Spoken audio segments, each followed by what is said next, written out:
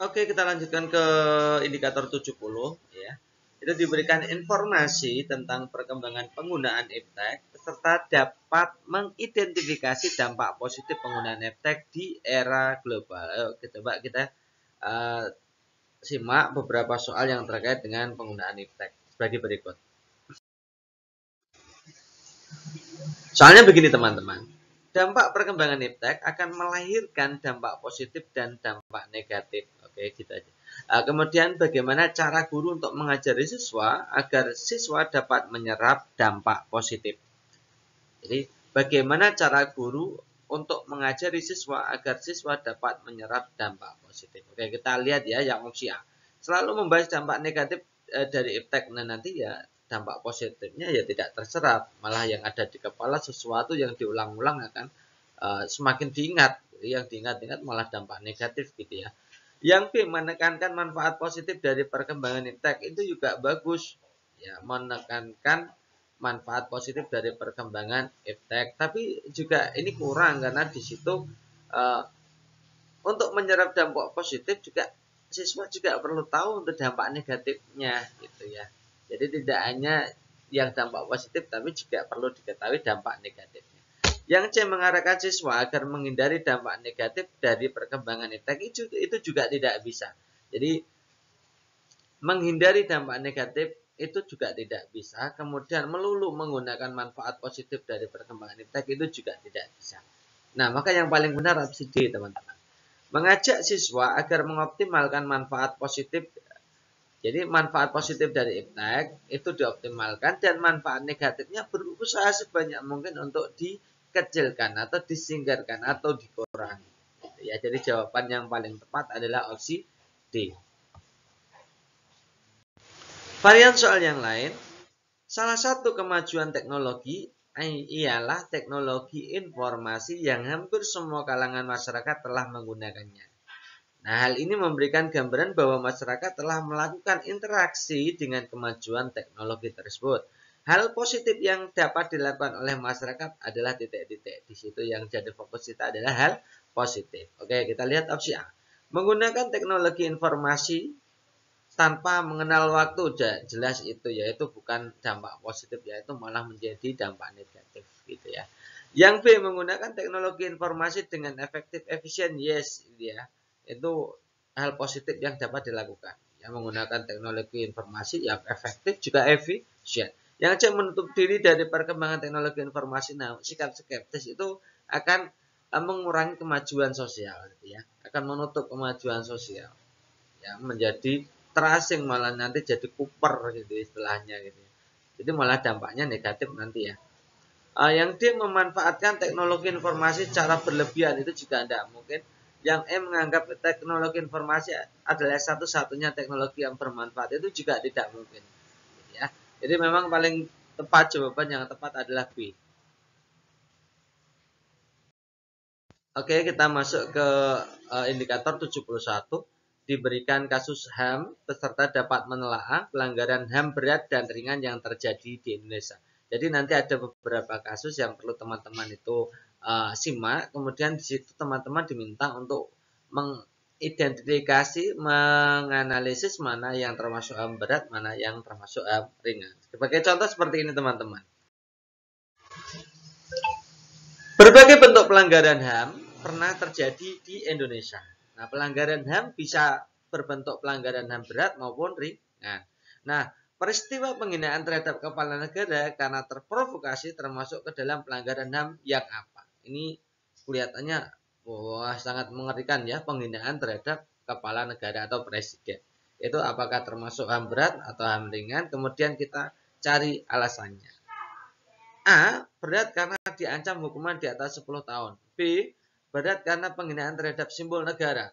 C, ringan karena termasuk hak menyuarakan pendapat. D, sedang karena sifatnya situasional. Yang E, ringan karena tidak berkaitan dengan penghilangan nyawa orang lain atau bukan by mission. Oke, teman-teman, saya berikan penjelasan sedikit tentang bagaimana pelanggaran HAM berat, bagaimana pelanggaran HAM ringan. Nah, ini pelanggaran HAM berat nih teman-teman.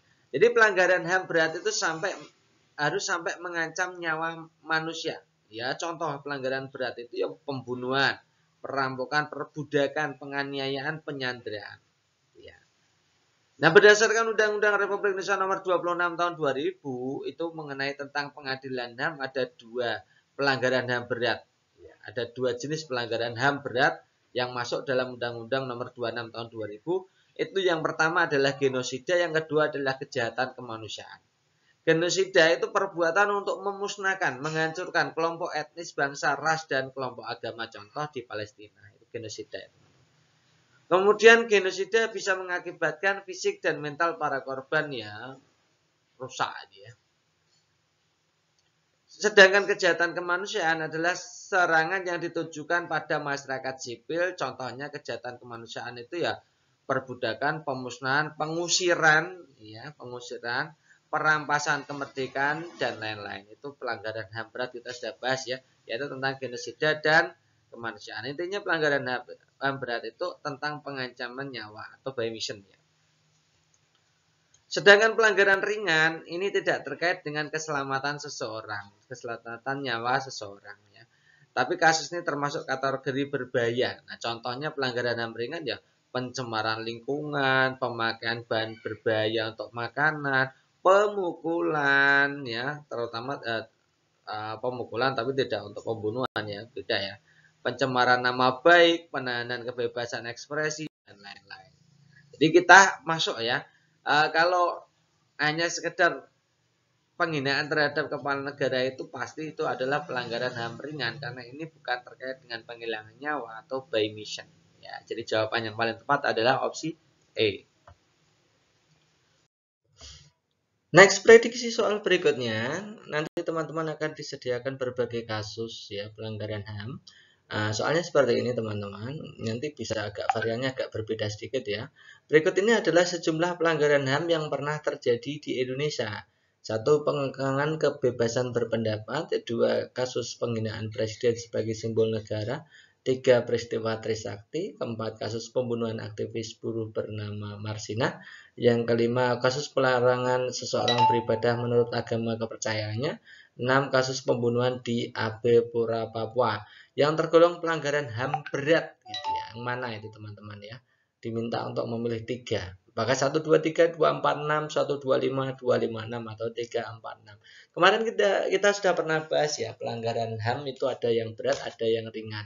Lalu bedanya apa? Kita akan lihat ya. Nah, kita mulai dulu yang pelanggaran HAM berat. Nih, deskripsi apa namanya?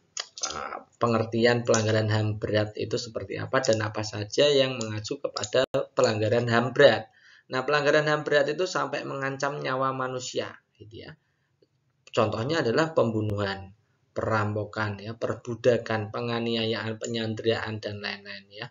Menurut Undang-Undang Republik Indonesia nomor 26 tahun 2000 itu memuat tentang pengadilan HAM ada 2 pelanggaran HAM berat. Ya, yang paling berat itu ada 2, yaitu genosida dan kejahatan kemanusiaan. Nah, genosida itu perbuatan buruk memusnahkan, menghancurkan kelompok etnis, bangsa, ras, kelompok agama ya. Genosida bisa mengakibatkan fisik mental para korban ya. Jadi down itu ya. Artinya membunuh pelan-pelan seperti itu. Kemudian kejahatan kemanusiaan itu serangan yang ditunjukkan pada masyarakat sipil. Contohnya ada perbudakan, pemusnahan, pengusiran paksa, perampasan kemerdekaan yang melanggar hukum internasional. Itu contoh pelanggaran HAM berat.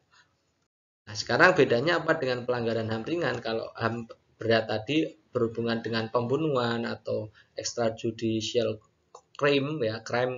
Sekarang kalau HAM ringan itu kasus pelanggaran HAM yang tidak mengancam keselamatan seseorang. Nah, tapi kasus ini masuk kategori berbahaya, misalkan pencemaran lingkungan, pemakaian bahan berbahaya, pemukulan, pencemaran nama baik, penahanan kebebasan berekspresi dan lain-lain. Itu HAM ringan. Nah, dari sini kita bisa analisa kalau pengekangan kebebasan berpendapat berarti ringan ya. Penghinaan presiden juga ringan. Trisakti itu baru ada yang meninggal kan, berarti itu pelanggaran HAM berat. Pembunuhan aktivis Marsinah itu berat juga, nah, pembunuhan. Pembunuhan di Abepura, Papua itu juga berat. Maka yang berat adalah 3, 4, 6. Variasi soal yang lain teman-teman untuk pelanggaran HAM gitu ya, adalah kasus seperti ini teman-teman. Ada beberapa peristiwa yang berlatar belakang politik, ekonomi, budaya, hukum, atau lainnya yang cukup menggembarkan dunia. Ya, diantaranya adalah peristiwa penembakan misterius atau Petrus yang terjadi sekitar 1982 sampai 1985. Nah, peristiwa yang dikenal dengan Petrus ini disebabkan oleh atau latar belakangnya oleh apa? Kita lihat opsi pilihan gandanya, teman-teman. Pelanggaran hak asasi manusia yang dilatar belakangi faktor ekonomi, penyakit, budaya, prasangka, dan kambing hitam.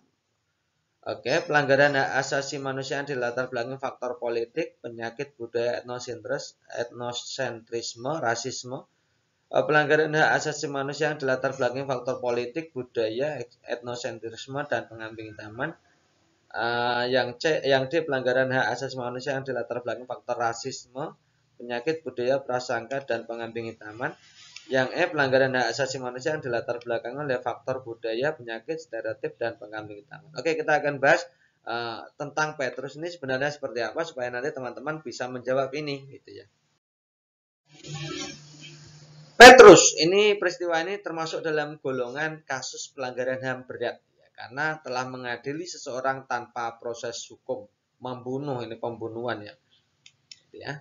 Pelanggaran hak asasi yang dilakukan oleh Petrus adalah menghakimi siapa saja yang dinilai sebagai pelaku kriminal atau kejahatan, preman, perampok, dan lain-lain. Itu bahkan bertampang preman saja sudah diadili di penembakan misterius ini ya.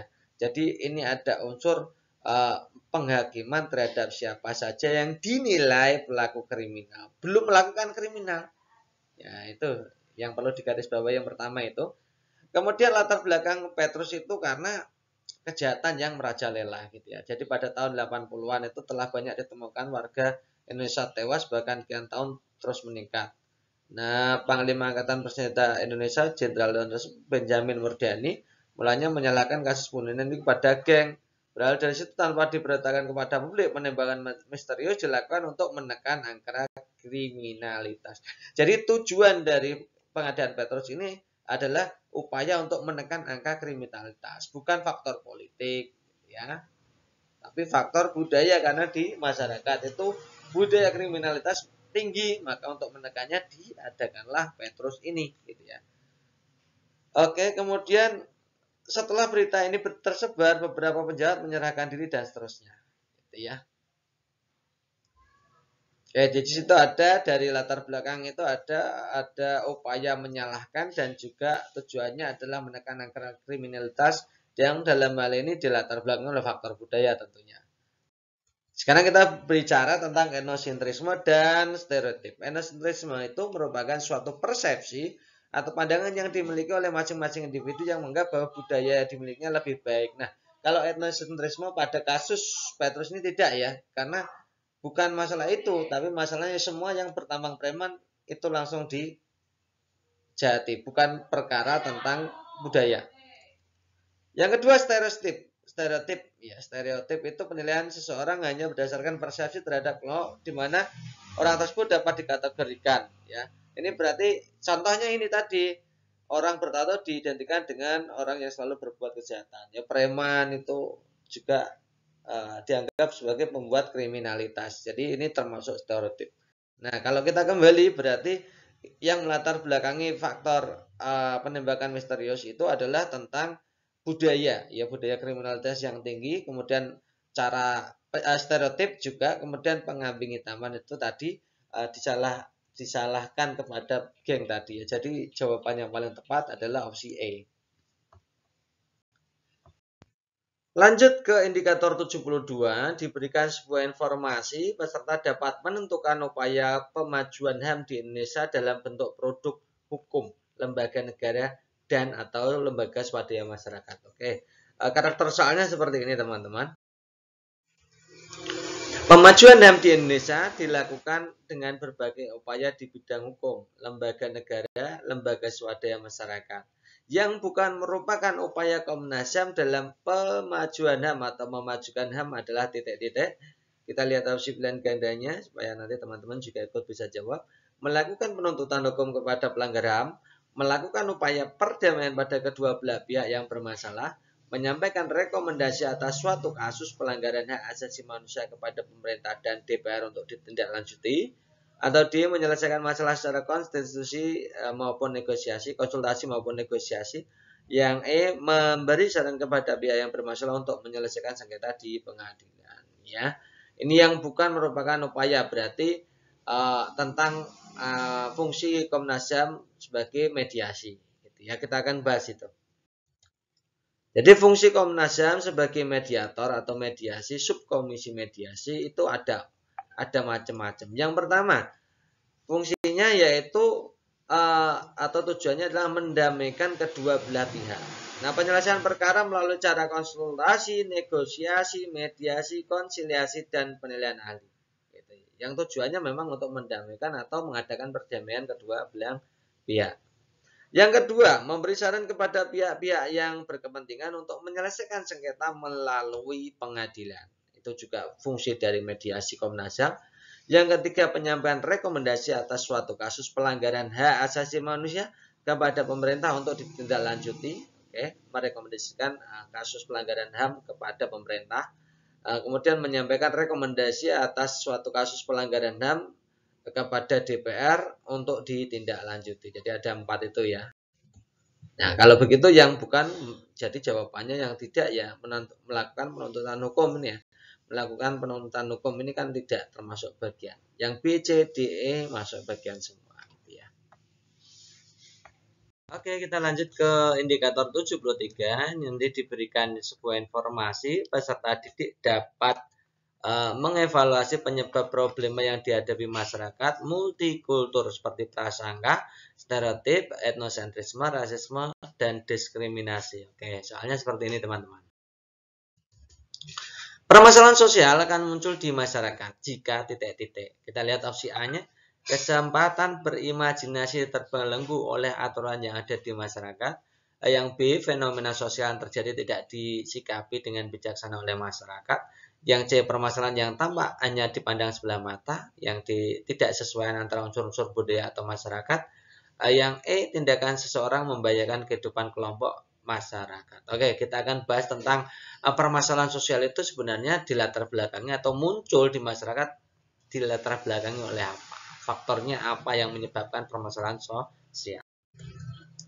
Jadi masalah sosial itu adalah kondisi yang bisa membahayakan kehidupan masyarakat karena tidak sesuai dengan kondisi dan unsur budaya. Jadi ketidaksesuaian dengan unsur budaya ini. Kata kuncinya di situ ya. Kemudian menurut Suryono Sukanto itu masalah sosial itu adalah ketidaksesuaian unsur budaya dalam masyarakat yang menyebabkan membahayakan kehidupan sosial. Jadi ada 2 ini ya. Ketidaksesuaian unsur budaya yang ada dalam masyarakat. Nah, masalah sosial bisa disebabkan karena perubahan perkembangan masyarakat, kegagetan budaya atau kesenjangan budaya. Sama nih ya.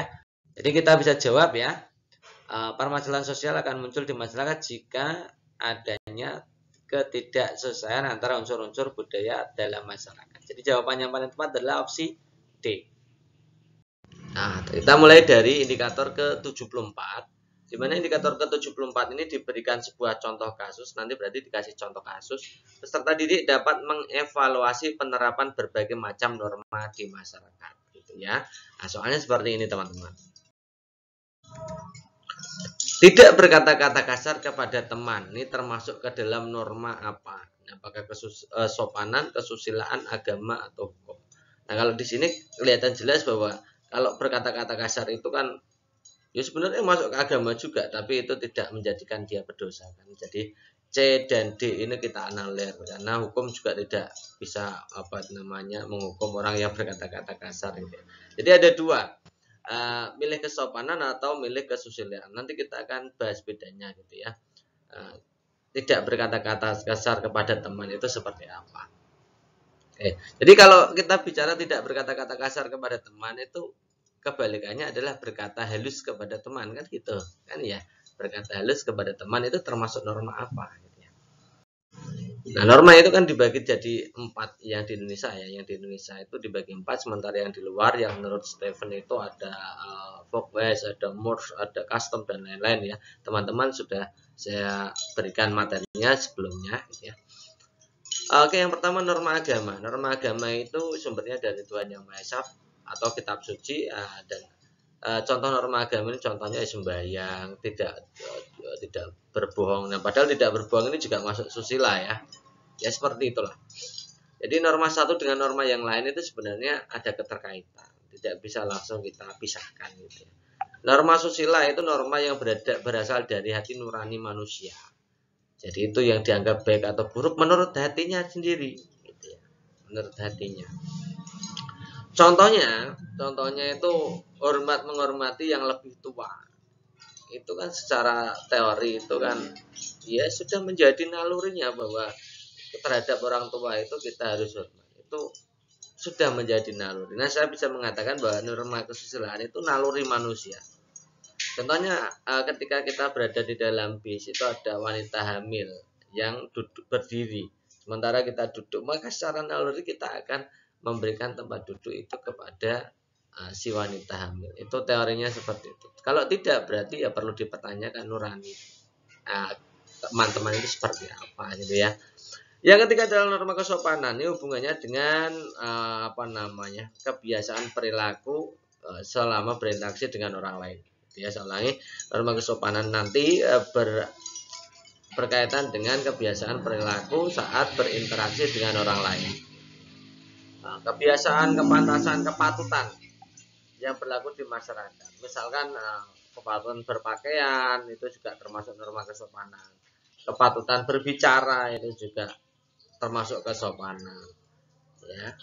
Kepatutan bergaya hidup itu juga termasuk kesopanan ya. Sanksi jika melanggar kesopanan adalah dicela sesama. Sumber norma ini adalah keyakinan masyarakat.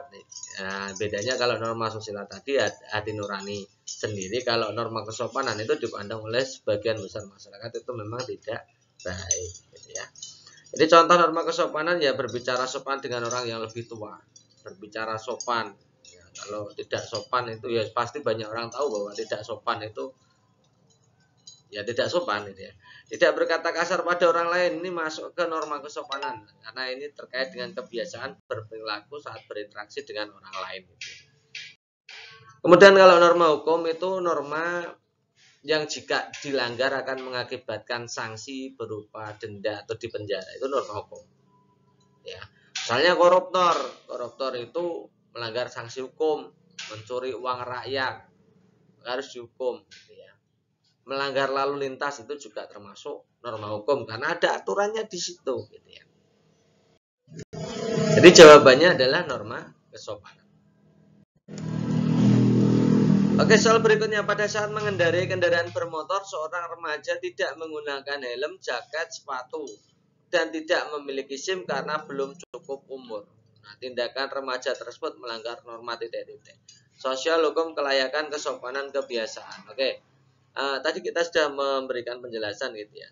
Di situ kasusnya adalah pengendara motor tapi belum cukup umur, tidak punya SIM. Tidak punya SIM itu melanggar aturan lalu lintas apa tidak? Iya, itu melanggar lalu lintas.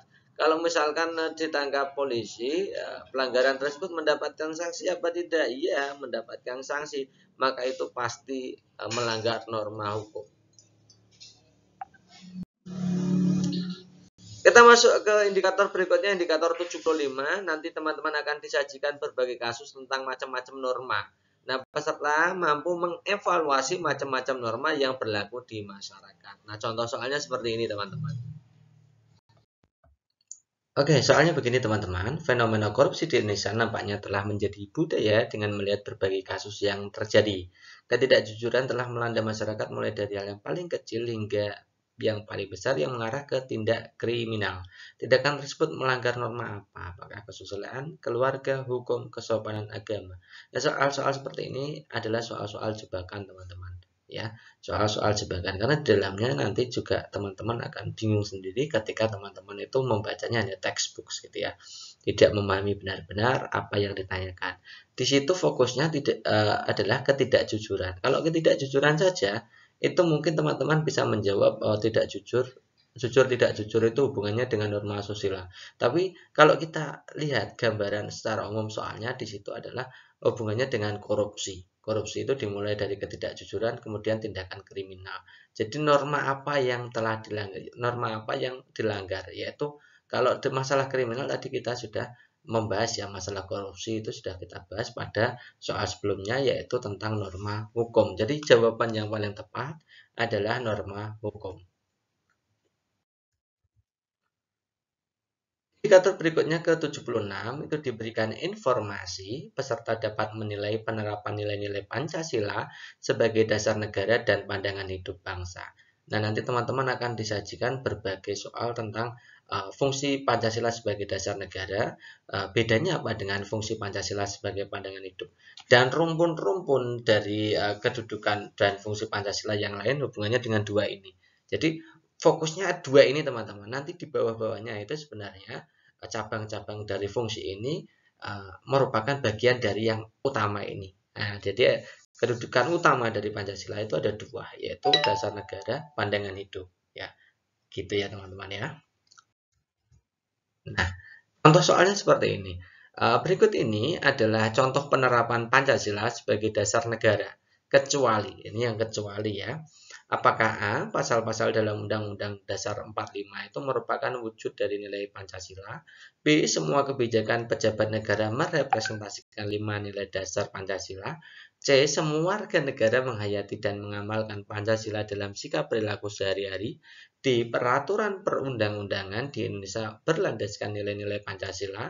E, norma hukum yang dikembangkan di Indonesia mewujudkan nilai-nilai Pancasila. Oke, jadi ini Pancasila sebagai dasar negara yang ditanyakan ya, kecuali berarti yang bukan. Oke, kita akan bahas Pancasila sebagai dasar negara dan kita bandingkan dengan Pancasila sebagai pandangan hidup. Nah, Pancasila sebagai dasar negara itu artinya apa dulu? Yaitu perbedaannya sebenarnya dengan pandangan hidup itu letaknya pada fungsi dan prakteknya dalam kehidupan sehari-hari. Itu berbeda gitu ya. Nah, sebagai dasar negara itu maknanya adalah Pancasila itu digunakan menjadi dasar dalam mengatur negara, mengatur pemerintah, dan penyelenggara negara. Ya, semua aturan-aturan yang ada yang dijalankan oleh pemerintah dalam rangka mengatur pemerintahan dan penyelenggara negara itu namanya dasar negara.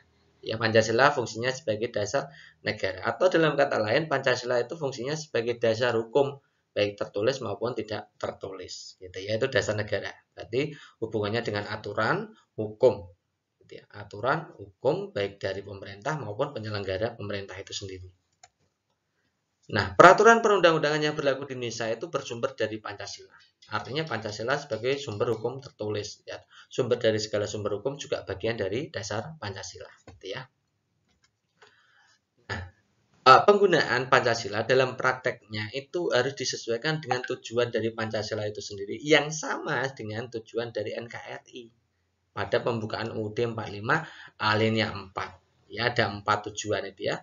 Membentuk suatu pemerintah negara Indonesia melindungi segenap bangsa, seluruh tumpah darah Indonesia, memajukan kesejahteraan umum, mencerdaskan kehidupan bangsa, ikut melaksanakan ketertiban dunia berdasarkan bla bla bla bla bla. Itu praktek penggunaannya. Jadi dalam melaksanakan kebijakan, peraturan, perundang-undangan, peraturan-peraturan yang lain itu harus melandaskan pada tujuan Pancasila ini. Ya, misalkan dalam rangka memajukan kesejahteraan umum, buat aturan ini itu. Dalam rangka mencerdaskan kehidupan bangsa ini membuat aturan ini, undang-undang guru, undang-undang sistem pendidikan nasional dan lain-lain gitu ya. Oke, itu aturan Pancasila sebagai dasar negara gitu ya. Sekarang kita bandingkan Pancasila sebagai pandangan hidup. Nah, Pancasila sebagai pandangan hidup itu terkaitannya dengan aktivitas sehari-hari kehidupan masyarakat Indonesia. Aktivitasnya gitu ya. Fokusnya ke aktivitasnya. Kalau dasar negara tadi kebijakan aturannya, kalau Pancasila pandangan hidup prakteknya dalam aktivitas kehidupan sehari-hari. Nah, praktek fungsinya ya, praktek dalam kehidupan sehari-hari contohnya adalah Pancasila menjadi petunjuk penyelesaian masalah. Ya, Pancasila menjadi rujukan untuk penyelesaian persoalan sosial, budaya, ekonomi, politik. Pancasila menjadi acuan warga Indonesia untuk membangun dirinya sesuai dengan cita-cita bangsa. Pancasila jadi alat pemersatu, itu bagian dari Pancasila sebagai pandangan hidup, gitu ya. Pandangan hidup bangsa Indonesia berasal dari 5 butir Pancasila. Jadi kita tahu Pancasila sebagai pandangan hidup kalau mengamalkan nilai-nilai Pancasilanya. Nah, dari sini ada teori lain ya, mana Pancasila sebagai dasar negara ini menjadikan suatu dasar nilai norma pengatur pemerintah penyelenggara negara. Tadi kita sudah bahas. Konsekuensinya seluruh pelaksanaan penyelenggaraan negara terutama segala peraturan perundangan termasuk proses reformasi dijabarkan nilai Pancasila itu sebagai dasar negara. Jadi kita bisa jawab, kalau kita lihat yang A, pasal-pasal dalam undang-undang berarti keterkaitannya dengan aturan. Itu benar, pasti itu dasar negara itu ya. Semua kebijakan, nah ada kebijakannya berarti itu dasar negara. Yang C, semua warga negara menghayati mengamalkan Pancasila. Nah kalau dalam hubungannya dengan pengamalan Pancasila tadi masuknya bukan dasar negara tapi pandangan hidup. Jadi C ini jawabannya ya. Yang D itu peraturan berarti masih dasar negara. Yang E itu norma hukum berarti masih dalam hubungannya dengan hukum dan aturan. Itu juga dasar negara. Jadi jawaban yang paling tepat adalah opsi C.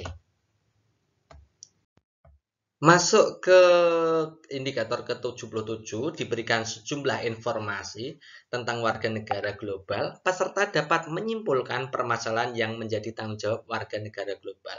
Jadi nanti soal-soalnya terkait dengan tanggung jawab negara global ya, tanggung jawab warga global ya, tanggung jawab warga negara global. Ya. Hanya seperti ini teman-teman. Jadi warga negara global dapat dipahami sebagai warga dunia sudah tidak ada lagi batas geografi politik. Jadi kita semua adalah warga negara global gitu ya. Kemudian warga negara global mempunyai tanggung jawab yang sama untuk menjaga kelestarian dunia dan umat manusia. Nah, perhatikan pernyataan berikut. Ada berapa itu? 6 pernyataan.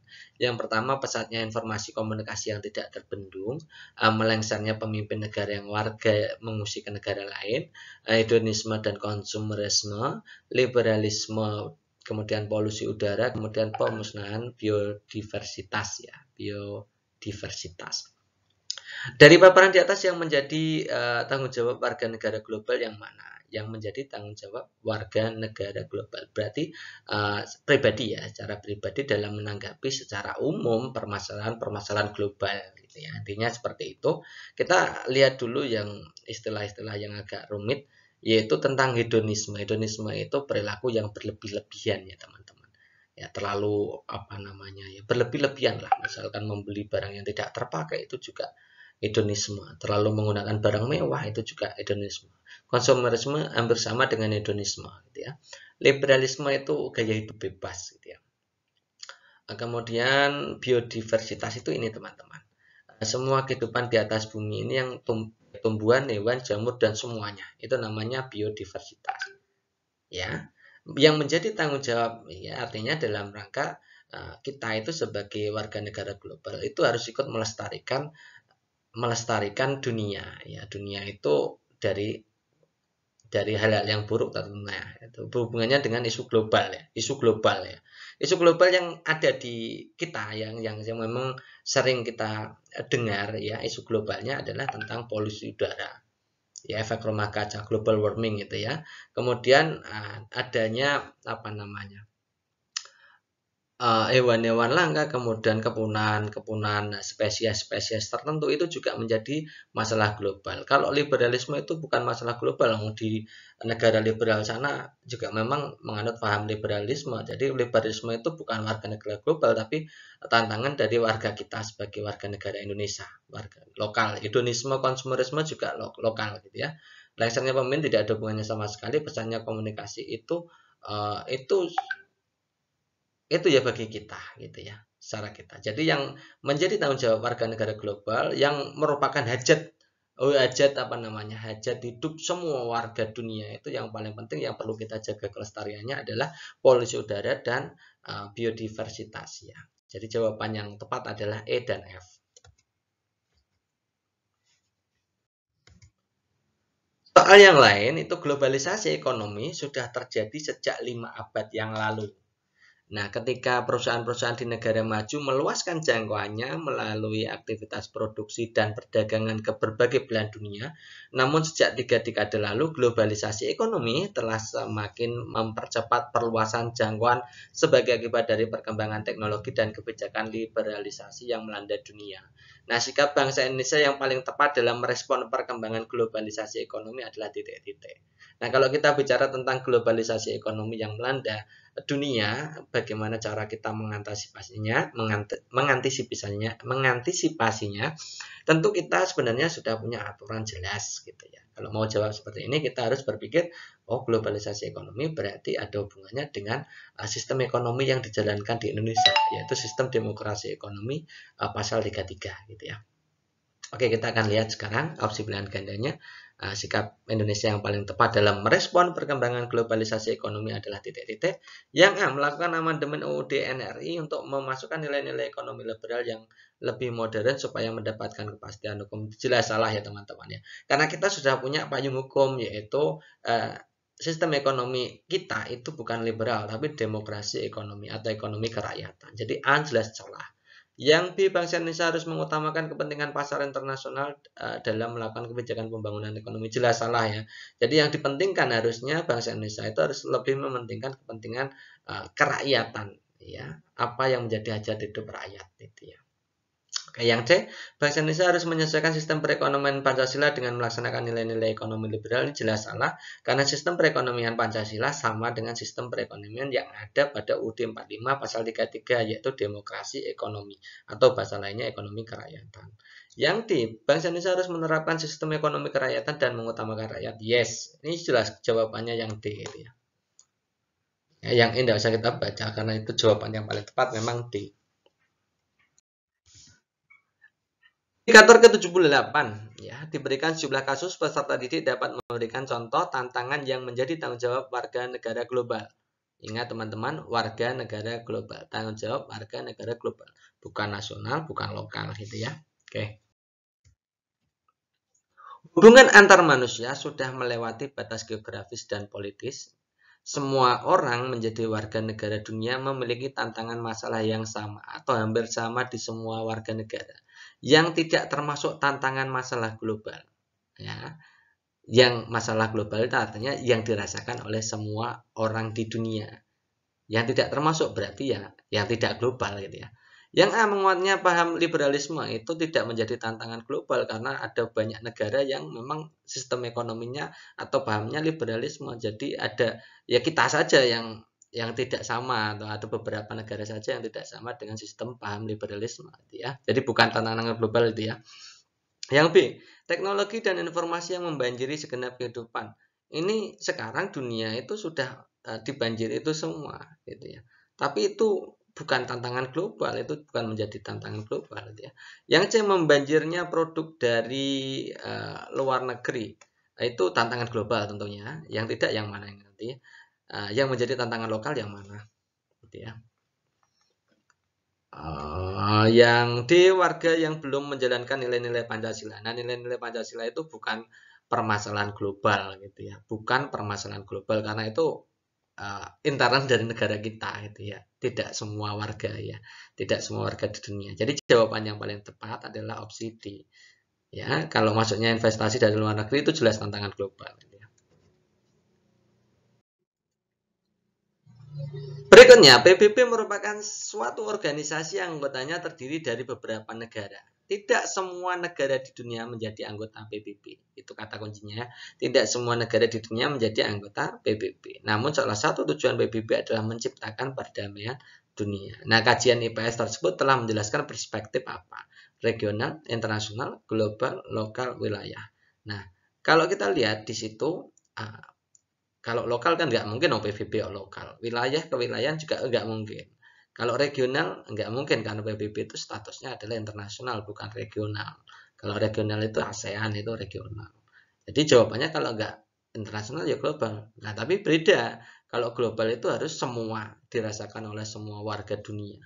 Semua belahan bumi harus merasakan semua. Nah, karena PBB ini tidak semua negara dunia menjadi anggota PBB, maka kajian IPS ini menjadi perspektif sekelas internasional. Jadi jawaban yang tepat adalah opsi Indikator ke-79 itu diberikan sejumlah informasi. Peserta dapat menyimpulkan dampak positif dan negatif globalisasi. Dampak positif dan dampak negatif globalisasi, gitu ya. Soalnya seperti ini. Berikut ini adalah dampak positif dan negatif yang ditimbulkan oleh globalisasi. Ada A sampai H. Kita bacanya nanti ya, kita langsung aja ke soalnya. Dari pilihan tersebut ini salah ketik ya. Dari pilihan tersebut yang merupakan dampak positif globalisasi bidang ekonomi ya adalah titik-titik. Jadi kita akan analisa yang dampak positifnya. Oke, kita lihat yang A ya. A itu makin menguatnya sektor produksi dalam negeri. Itu positif atau negatif? Ya positif ya, kita centang aja. Yang B, persaingan industri dalam skala global. Ini kan persaingan ya, persaingan atau kompetisi, berarti ini bukan termasuk dampak positif, itu dampak negatif, tidak usah kita centang ya. Yang C, merebaknya jenis produksi di pasar global, ini positif atau negatif? Kelihatannya tidak ya. Yang D, ini munculnya keragaman jenis pekerjaan baru, ini positif. Merebaknya industri kreatif dalam negeri, ini juga positif. Barang-barang luar negeri yang mudah bebas masuk ke dalam negeri itu bukan positif ya, tapi negatif ya. Menguatnya produksi sektor kerajinan budaya ini positif. Jadi kita sudah dapatkan 4. Yang E, murah produksi luar negeri masuk ke dampak negatif ya. Jadi jawabannya adalah A, D, E, kemudian G. A, D, E, G. Berikutnya, soal varian berikutnya adalah kemajuan iptek di era milenial ini sangat pesat. Dampak negatif yang dihasilkan sangat mengkhawatirkan generasi muda yang sekarang ini. Menikmati kemajuan teknologi tersebut, generasi muda saat ini sangat cepat dalam menyerap kecanggihan iptek di bidang internet. Berikut merupakan dampak negatif dari penggunaan iptek, ya, dampak negatif. Jadi langsung kita analisa nanti dari A sampai ini yang merupakan dampak negatif dari penggunaan iptek yang mana. Yang A, maraknya penghacker di situs online ya. Itu ya ini dampak negatif ya, jelas kelihatan ya. B, banyak wirausaha yang muda yang menggunakan situs online, itu harusnya positif. Mahasiswa perguruan tinggi menciptakan aplikasi game edukasi, itu juga positif. Muncul berita pembunuhan di kalangan remaja, kalau sering muncul berita saja, nah itu dampaknya dampak positif. Tapi kalau di situ sering terjadi pembunuhan, maka itu dampak negatif. Nah, jadi jawabannya apa D ya? A ya. Yang A yang jelas ya. Yang D itu kan tidak harus hubungannya dengan iptek gitu ya. Tidak langsung berhubungan langsung dengan iptek. Kalau yang E, masyarakat dipermudah belanja, itu harusnya dampak positif gitu ya. Indikator ke-80 diberikan sebuah informasi, peserta didik dapat menyimpulkan sikap yang dibutuhkan dalam menghadapi tantangan di era globalisasi. Nah, contoh soalnya ini. Masuknya budaya asing dalam kehidupan masyarakat Indonesia dewasa ini merupakan hal yang tidak dapat dihindari. Karena dampak globalisasi yang ditandai misalkan penggunaan media mass. Ya. Terkait dengan hal tersebut, yang dapat dilakukan oleh guru adalah titik-titik. Ya, kita langsung analisa saja. Tadi saya ulangi soalnya ya. Masuknya budaya asing dalam kehidupan masyarakat Indonesia dewasa ini merupakan hal yang tidak dapat dihindari. Karena dampak globalisasi ya. Jadi kita akan membahas tentang peran guru di situ ya dalam menyikapi dampak globalisasi. Yang A, kita lihat membelajarkan nilai-nilai Pancasila sebagai dasar negara, yes. Yang B, meniru budaya asing, yang itu jelas salah. Yang C, membelajarkan proses seleksi sistem nilai pada siswa, itu juga tidak terkait dengan dampak globalisasi gitu ya. Yang D, melarang siswa mengenal dan mempelajari budaya asing, itu jelas salah gitu ya. Karena ada beberapa budaya asing yang memang kita perlukan gitu ya. Yang E, berkunjung ke negara lain untuk mempelajari budaya asing, itu juga kurang tepat karena yang paling penting itu meningkatkan karakteristik budaya sendiri gitu ya. Jadi jawaban yang paling tepat adalah opsi A. Karakter soal yang lain, ini soal ini ya. Ada beberapa siswa yang terkesan acak-acakan, kurang fokus dalam mengerjakan tugas-tugas sekolah, sehingga hasilnya tidak sesuai harapan. Wawasan budaya yang dapat diberikan oleh guru dalam konteks situasi tersebut adalah nilai-nilai budaya bangsa lain dapat diserap untuk mendukung kemajuan bangsa, yaitu titik-titik ya. Kita lihat yang A, budaya belajar dari negara maju yang bekerja sama dengan mesin. Apakah kita bisa menyerapnya? Nah, yang B, budaya melintas ke masa depan. Yang C, budaya yang berorientasi masa lampau, jelas tidak ya. Yang D, budaya menerima penderitaan sebagai harapan, ini juga tidak. Yang E, budaya mengerjakan segala sesuatu dengan sebaik mungkin. Itu memang budaya lain yang memang wajib kita serap dalam rangka mendukung kemajuan bangsa Indonesia, gitu ya. Jadi yang paling tepat adalah opsi E.